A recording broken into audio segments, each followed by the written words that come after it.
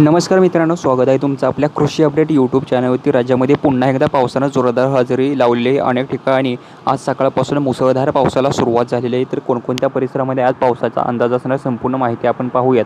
तर मित्रांनो, आज पावसाचा इशारा आहे तो कोकणातील परिसर, मध्य महाराष्ट्रातील काही परिसर आणि विदर्भामध्ये अतिवृष्टी पाऊस होण्याचा इशारा हवामान खात्याकडून देण्यात आलेला आहे। सकाळपासूनच पावसाने चांगला जोर धरलेला आहे। तर आज कोकणातील परिसर पाहता कोकणातील पणजी, सातारा, सावंतवाडी, त्याचबरोबर राजापूर, रत्नागिरी, तसेच चिपळूण, गोरेगाव, मुंबई, खोपोली, कल्याण-डोंबिवली, वाडा, इगतपुरी या परिसरामध्ये मुसळधार पावसाचा इशारा हवामान खात्याने आज दिलेला आहे। त्याचबरोबर मध्य महाराष्ट्रातील पुणे, सातारा, वडूज, विटा या परिसरामध्ये सकाळपासूनच जोरदार मुसळधार पाऊस सुरू झालेला आहे।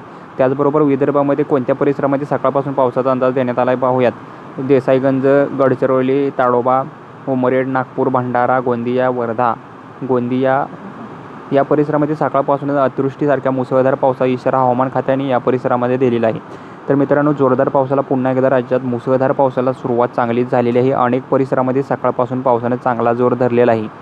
त्याचबरोबर दुपारनंतर जर अंदाज पाहिला तर दुपारनंतर अमरावती, शेगाव, जळगाव, मालेगाव, नाशिक, तसंच इकडे कोकणातील पालघर, मुंबई, सातारा, रत्नागिरी, चिपळूण, पणजी या परिसरामध्ये मुसळधार दिवसभरासाठी हाय अलर्ट हवामान खात्याने दिलेला आहे। आणि विदर्भामध्येही दिवसभरासाठी अतिवृष्टी पाऊस होण्याचा इशारा जो आहे तो हवामान खात्याने दिला आहे। नागपूर, भंडारा, गोंदिया, चंद्रपूर, गडचिरोली, कापसी, कांकेर, अहेरी या परिसरामध्ये दिवसभरासाठी रेड अलर्ट हवामान खात्याने आज जारी केला आहे। यापुढील अंदाज पाहण्यासाठी आपल्या कृषी अपडेट यूट्यूब चॅनलला सबस्क्राईब करा। धन्यवाद।